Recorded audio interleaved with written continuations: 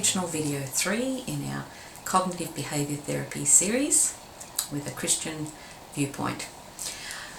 We've already been talking a little bit about our actions and our behaviours and how we need to find values-based reasons for our actions, and being able to recognise when we've been reacting and choosing intent to slow down our responses in order to make more of the values-based responses that we would want to choose.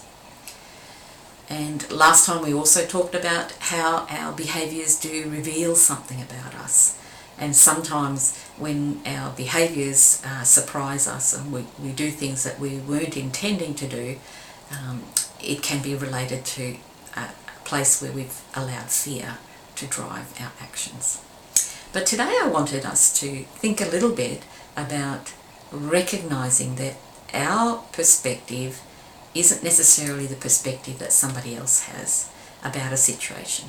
So, can you remember a time when you were talking to someone about a memory, maybe a family member, about something that you remember as a child, and when you described it, your family member said, "No, that's not how I remember it."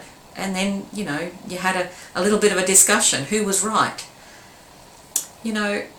We all process things in a certain way, and we imagine that when we're processing something, a memory or an event, that others view it exactly the same way that we do.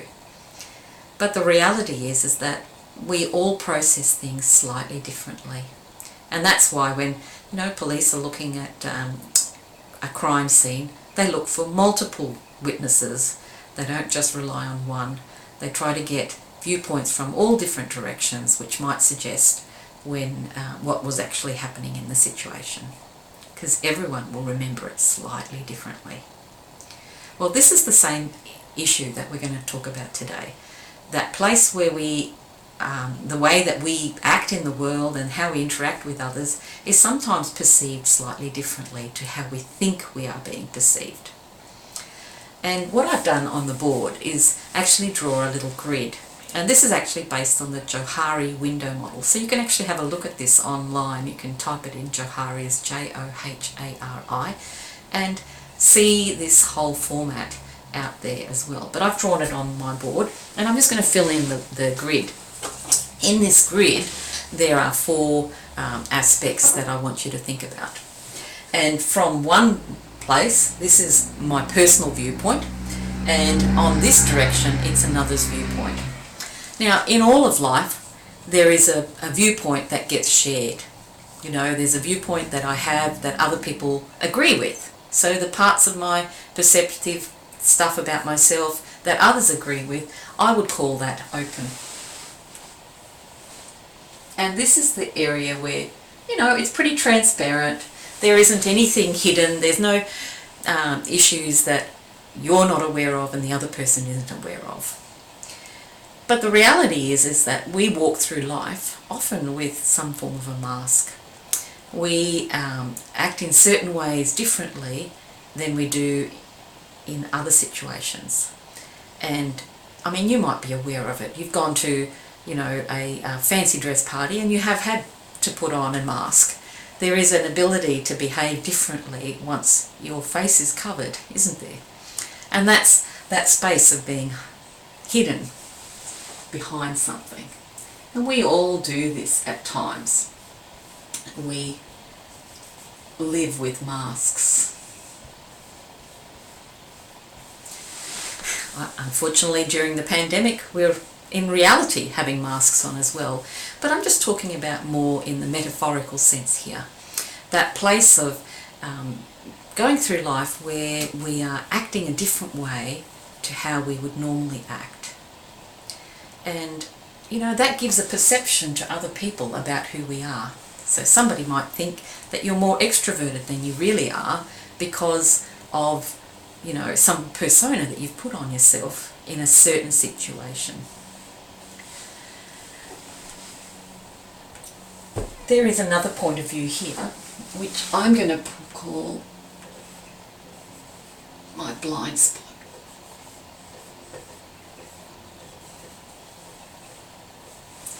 My blind spot. Now, the reality is it is actually hidden to my viewpoint. So in this situation, my real self is hidden to the other's point, but in this situation, myself is hidden to me, but somebody else can see it. Somebody else can see my blind spot that I can't see. And this is the space that we want to get to, because it's a hidden thing from us. And this is, part of the theme of Intentional Video 3 is that you would have bravery to ask people for feedback on your actions and things that you do, just to find out if there are blind spots in some circumstances that you're going through in life. Because sometimes we get surprised that we've had a blind spot. There is a fourth category which I'm going to put in here, and this is sort of like a catch-all for all the rest. There are things that you don't know about yourself that you won't ever know until you're faced with a difficulty that, that challenges you. And maybe you find a hidden strength in yourself. Maybe in this unknown you find a weakness that you didn't know you had until you're actually pushed to the limit. Mostly this is unknown to other people, and it's also unknown to you until that moment when it becomes known. So it's a catch-all group. It catches a whole lot of stuff that won't ever get known until the moment when it becomes revealed. But today our focus is on the blind spots. In order to have some intentional way to get through this, you need to actually have the bravery to ask people for feedback. And one of the good feedback questions is, just let me know, how are you processing me? Asking someone, but with bravery, is there anything that I'm doing that makes you uncomfortable? Again, it's a brave question to ask. Another question would be, can you let me know if there's anything in my actions that is causing difficulty for anyone else you know? See, that's another question. Sometimes people aren't willing to talk about how you are perceived by them, but they're able to say, oh, so-and-so perceives this in you.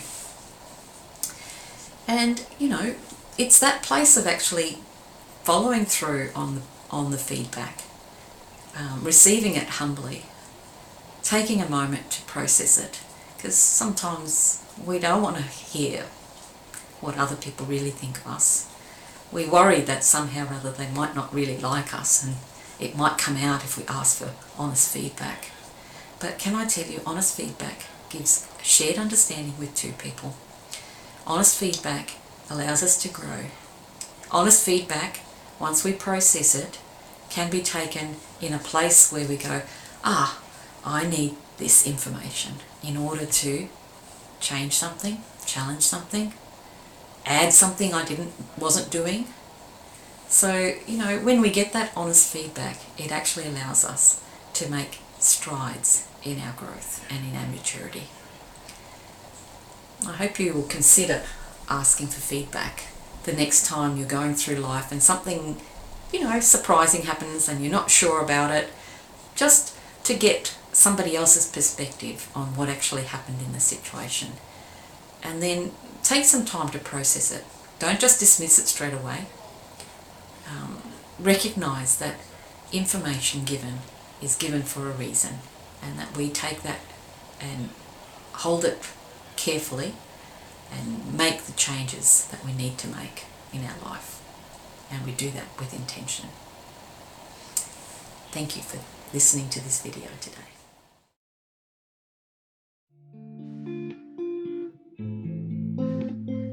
Romans 12. This is in the Message translation. Love from the centre of who you are. Don't fake it. Run for dear life from evil. Hold on for dear life to good. Be good friends who love deeply. Practice playing second fiddle. Don't burn out. Keep yourself fueled and aflame. Be alert servants of the Master, cheerfully expectant. Don't quit in hard times. Pray all the harder. Help needy Christians. and be inventive in hospitality. Bless your enemies, no cursing under your breath. Laugh with your happy friends when they're happy. Share tears when they're down. Get along with each other. Don't be stuck up. Make friends with nobodies. Don't be the great somebody. Don't hit back and discover beauty in everyone. If you've got it in you, get along with everybody. And don't insist on getting even. That's not for you to do. I'll do the judging, says God. I'll take care of it. It's a great passage to meditate on.